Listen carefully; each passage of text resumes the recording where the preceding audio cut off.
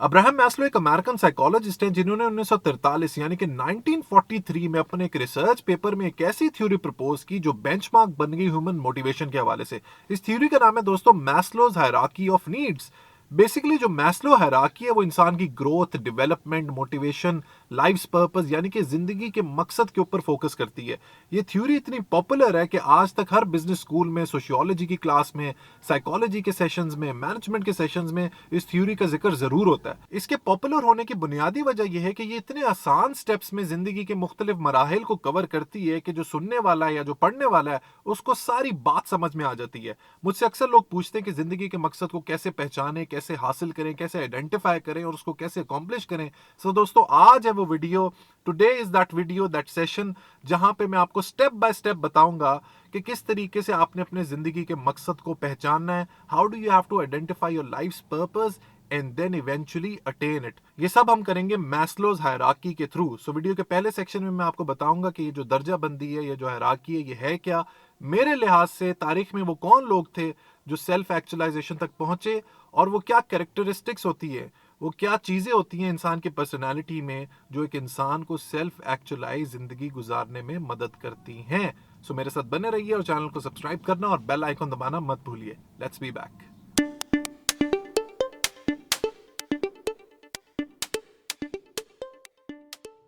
दोस्तों, 1943 के बाद 1954 में मैस्लो ने अपनी किताब मोटिवेशन एंड पर्सनालिटी में अपनी इस थ्योरी को डिटेल में एक्सप्लेन किया और एक हायरार्की यानी कि दर्जा बंदी की सूरत में दुनिया के सामने पेश किया। इस वक्त आपको स्क्रीन पे ये दर्जा बंदी एक पिरामिड की शेप में नजर आ रही है जिसका flow bottom to top move करता है। इसका मतलब ये है कि जब तक आपकी बेसलाइन नीड्स, नीचे वाली जरूरियात पूरी नहीं होंगी, आप उससे नेक्स्ट लेवल पे नहीं जा सकते। ये इसी तरीके से है जिस तरह कोई आप गेम खेलते हैं, उसमें एक लेवल 1 होता है, लेवल 2 होता है, और इसी तरह लेवल्स बढ़ते चले जाते हैं और मुश्किल होते चले जाते हैं।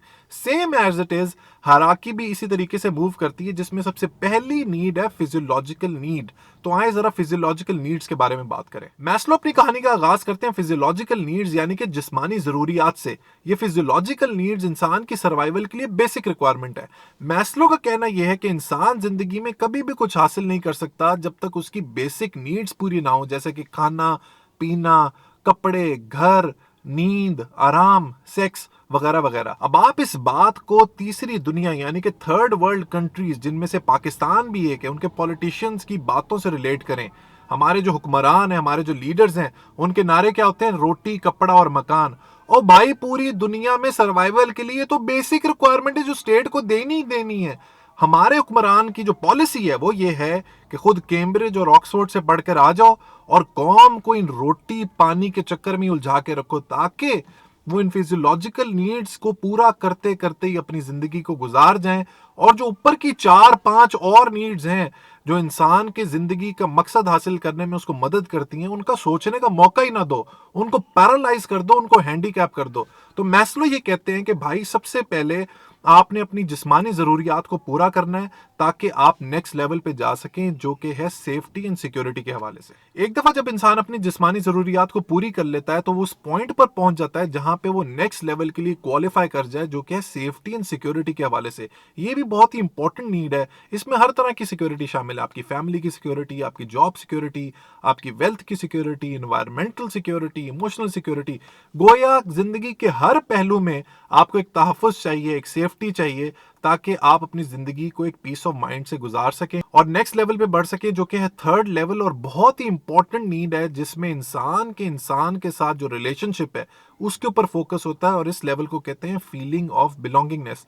ये ताल्लुक रोमांटिक भी हो सकता है, ये वाकफियत का ताल्लुक भी हो सकता है, और ये दोस्ती का ताल्लुक भी हो सकता है। फीलिंग ऑफ बिलोंगिंगनेस में एक और बात मैस्लो जिसका जिक्र करते हैं वो ये कि हर इंसान की ख्वाहिश होती है कि वो किसी ग्रुप्स के साथ अटैच्ड हो, किसी पार्टी के साथ, किसी क्लब के साथ, किसी गैंग के साथ, किसी स्पोर्ट्स टीम के साथ, ताकि उसको एक अच्छी फीलिंग डीप इनसाइड फील हो। इस नीड यानी कि इस लेवल जिसको फीलिंग ऑफ बिलोंगिंगनेस कहते हैं, इसमें आपके कॉलीग्स भी शामिल हैं, मेंटोर्स भी शामिल हैं, फैमिली भी है, फ्रेंड्स भी हैं, पीयर्स भी हैं, एसोसिएट्स भी हैं। हर इंसान चाहता है कि वो प्यार करे और इसे प्यार किया जाए। वो ये चाहता है कि वो हर वक्त दोस्तों से घिरा रहे, अपने चाहने वालों से घिरा रहे, ताकि वो अच्छी जिंदगी गुजार सके। जब ऐसा नहीं होता तो फिर वही साइकोलॉजिकल डिसऑर्डर्स आते हैं, वही फीलिंग्स आती हैं जिनको हम कहते हैं पैनिक डिसऑर्डर्स, एंग्जाइटी, डिप्रेशन। अब इसमें मैं आपको एक बहुत ही इंटरेस्टिंग बात बताता चलूं कि जो सोशल मीडिया की इमारत है, ये जो इंस्टाग्राम्स ऑफ द वर्ल्ड है, फेसबुक्स ऑफ द वर्ल्ड है, ट्विटर्स ऑफ द वर्ल्ड है, ये एक्चुअली में आपके नेगेटिव इमोशंस के साथ ही प्ले करके इतने बड़े हो गए हैं। ये आपकी फ्रस्ट्रेशन को कैश करते हैं, आपकी डिप्रेशन को कैश करते हैं, आपके पैनिक को कैश करते हैं, और आपकी जो सारी नेगेटिव इमोशंस हैं उन्हीं के ऊपर ये सोशल मीडिया की इमारत बनी हुई है। अब इसका एक बहुत ही इंटरेस्टिंग लिटमस टेस्ट जो आप कर सकते हैं वो ये कि आपके शायद फेसबुक के ऊपर 500, 600 या 1000 फ्रेंड्स हों। किसी के साथ दोस्ती करना इतना ही आसान है कि आपने एक बटन के ऊपर क्लिक किया, और किसी के साथ दोस्ती खत्म करना इतना ही आसान है कि आपने उसको अनफ्रेंड कर दिया। अब अक्सर लोग इस बात को बोस्ट करते हैं कि भाई मेरे 500, 600, 1000 लोग हैं, लेकिन जब रियल लाइफ में आते हैं, जब रियलिटी में आते हैं, आसपास देखते हैं तो कोई भी नहीं होता। लिहाजा वो डिप्रेशन में चले जाते हैं, पैनिक डिसऑर्डर हो जाता है, और डिफरेंट तरह के साइकोलॉजिकल डिसऑर्डर्स हो जाते हैं, जिसके ऊपर मैं डिटेल में बहुत सारी वीडियोस बना चुका हूं। सो तीसरे लेवल पे नीड है सेंस ऑफ बिलोंगिंगनेस, जो बहुत ही इंपॉर्टेंट है इंसान के सर्वाइवल के लिए। अब जब इंसान की जिस्मानी जरूरियात पूरी हो जाती है, सेफ्टी एंड सिक्योरिटी की नीड पूरी हो जाती है, फीलिंग ऑफ बिलोंगिंगनेस पूरी हो जाती है, तो वो चौथे लेवल के लिए क्वालिफाई करता है, जो कि है सेल्फ एस्टीम। इंसान की खुद एतमादी, इंसान का इज्जत नफ्स, उसकी रिकग्निशन, उसकी कंट्रीब्यूशन, उसकी कॉम्पिटेंस, उसकी मास्टरी, ये सब कुछ सेल्फ एस्टीम के अंदर आ जाता है। अगर मैं बहुत ही सिंपल वर्ड्स में इसको डिफाइन करूं तो वो ये कि इंसान अपनी नजरों में अपनी आइडेंटिटी कैसे देखता है। क्या वो इस दुनिया में आके उसने कुछ अचीव किया, क्या उसका जो टैलेंट था उसके साथ उसने जस्टिफिकेशन की या नहीं की, उसकी क्या कंट्रीब्यूशन है अपनी फैमिली के लिए, अपने एनवायरनमेंट के लिए, अपने मुल्क के लिए। ये सब चीज़ें जो हैं ये सेल्फ एस्टीम के अंदर आ जाती हैं। तो जब आपकी पहली 3 नीड्स फुलफिल हो जाती हैं तो आप इस लायक होते हैं कि आप अपने बारे में सोचते हैं, अपनी कंट्रीब्यूशन के बारे में सोचते हैं। लिहाजा आप अपनी सेल्फ एस्टीम को एनहांस करते हैं, इसको इंक्रीज करते हैं, और बढ़ते बढ़ते आप 5वीं नीड की तरफ पहुंच जाते हैं, जो आखिरी नीड है, और वो है सेल्फ एक्चुअलाइजेशन। अक्सर लोग मुझसे पूछते हैं कि बुक बडी आपका जो स्लोगन है read, learn, progress and self actualise, इसमें से पहली 3 चीजें तो हमें समझ आती हैं, ये सेल्फ एक्चुअलाइज क्या चीज है? तो दोस्तों आज मैं आपको इस टर्म का मतलब बता देता हूं, और ये ही है मैस्लो की 5वीं और आखिरी नीड। अपने पोटेंशियल, अपनी काबिलियत और अपनी एबिलिटी को भरपूर इस्तेमाल करना, यही सेल्फ एक्चुअलाइजेशन का दूसरा नाम है। मैस्लो के मुताबिक हर उस चीज को पाना, अकॉम्प्लिश करना, हासिल करना जिसकी आप ख्वाहिश करते हैं, यह आपको स्टेट ऑफ सेल्फ एक्चुअलाइजेशन के करीब ले जाता है। अक्सर लोग चाहते हैं कि वो बेस्ट डॉक्टर्स बने, बेस्ट पेंटर्स बने, बेस्ट राइटर्स बने, हर चीज में वो एक्सेलेंस हासिल करना चाहते हैं। सो ये जो परसूट ऑफ एक्सेलेंस है, ये जो एक्सेलेंस पाने की चाहत है, अपनी एबिलिटी को मैक्सिमाइज करने की जो चाहत है, दोस्तों इसी को ही सेल्फ एक्चुअलाइजेशन कहते हैं, और ये ही हमारी जिंदगी का मकसद है, पर्पस है। हमें जो खुदा ने बना के भेजा इस दुनिया में, वो किसी पर्पस के तहत भेजा है, और वो यही है कि आपको जो एबिलिटीज दी हैं, आपको जो कॉम्पिटेंस दी है, आपको जो काबिलियत दी है, पहले उसको खुद को पहचानो, अपने आप को सेल्फ नरिश करो, अपने ऊपर इन्वेस्टमेंट करो, and once you do that, then in the last part of your life you have to transfer this competence, this ability, this काबिलियत into the community। और यही बात अब्राहम मैस्लो करते हैं अपनी 5वें लेवल में, जिसको वो कहते हैं सेल्फ एक्चुअलाइजेशन। अपनी इस थ्योरी को प्रेजेंट करने के कुछ अरसे के बाद मैस्लो ने अपनी थ्योरी का क्रिटिकल एनालिसिस किया और कहा कि भाई मैं तो एक बहुत ही इंपॉर्टेंट चीज इंक्लूड करना भूल ही गया। लिहाजा उन्होंने एक नई इस्तिलाह को इंट्रोड्यूस किया, एक नई टर्मिनोलॉजी इंट्रोड्यूस की, जिसको कहते हैं सेल्फ ट्रांसेंडेंस।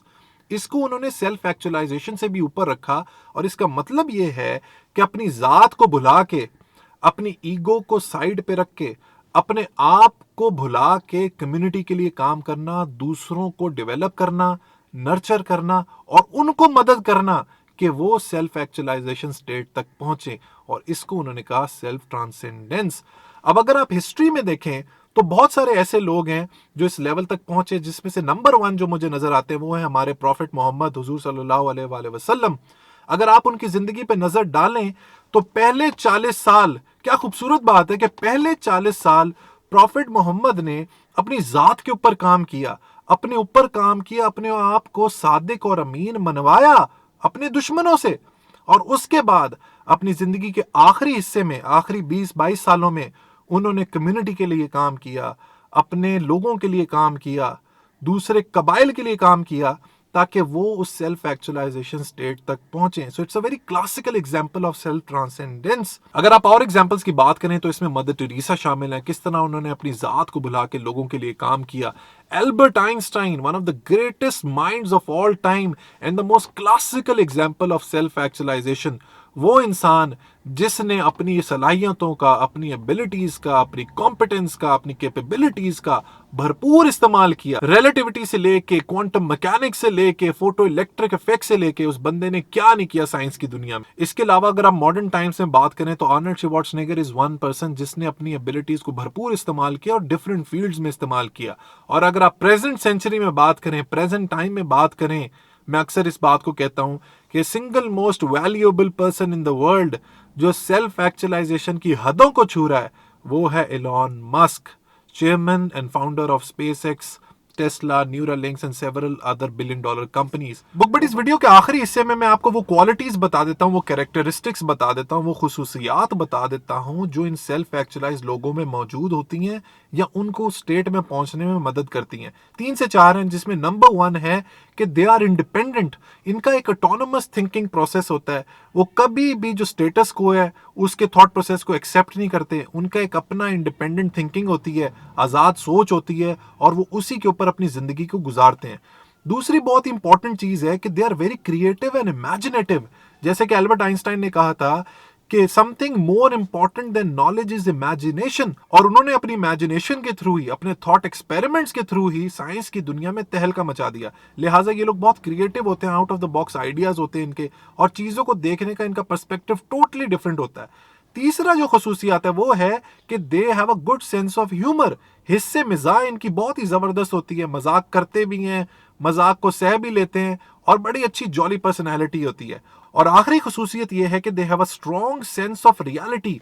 असलियत और हकीकत को वो बहुत अच्छी तरीके से समझते हैं। वो कभी भी फूल्स पैराडाइस में नहीं रहते, ख्याली दुनिया में नहीं रहते, ख्वाबों की दुनिया में नहीं रहते। इसी वजह से वो इसी दुनिया में, इसी स्टेट ऑफ कॉन्शियसनेस में इतना कुछ अचीव कर जाते हैं, क्योंकि उनको पता होता है कि उनके हालात क्या हैं और उन्होंने जिंदगी में कहां तक पहुंचना है और उनकी जिंदगी का मकसद क्या है। सो दोस्तों, ये थी video about Maslow's hierarchy and self actualization. I hope आपको मदद मिली होगी। लिहाजा आप अपनी नीड्स के ऊपर काम करें, अपने आप को फाइनेंशियली साउंड करें, सेफ एंड सिक्योर करें, अपनी सेल्फ एस्टीम को बढ़ाएं, और अल्टीमेट गोल आपका ये होना चाहिए कि आपने सेल्फ ट्रांसेंडेंस लेवल तक पहुंचना है, ताकि आप जब अपने डेथ बेड पे हो तो you make sure that you leave a legacy behind. That's it for today.